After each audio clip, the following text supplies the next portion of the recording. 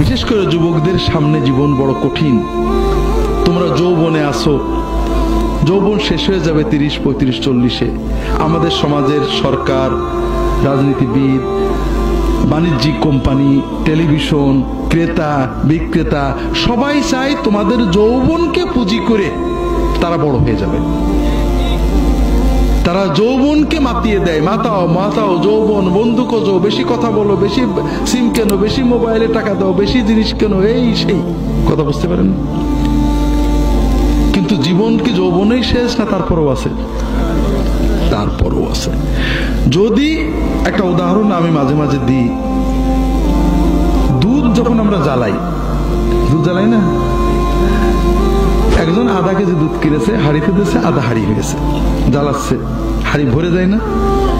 চিন্তা করলে এত দুধ কে খাবে, যে একটু পরে পড়ুক, আমার এক হাড়ি থাকলেই হবে। ও জ্বালাচ্ছে, ঘন হচ্ছে, শেষ পর্যন্ত কটটুক থাকে, কিছু থাকে না।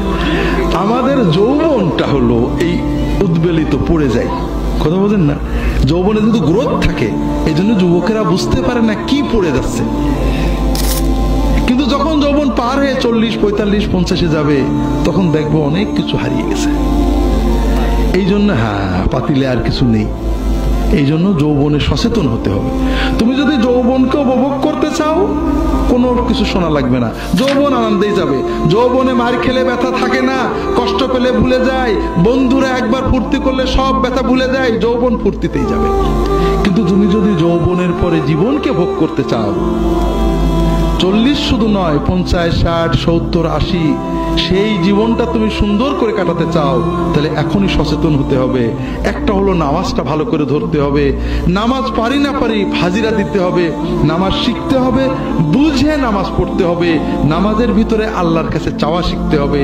এই নামাজ তোমাকে আল্লাহর রহমতের সাথে ধরে রাখবে, দুনিয়াতে তোমাকে ভালো রাখবে, আখিরাতে ইনশাআল্লাহ জান্নাত পর্যন্ত পৌঁছে দেবে।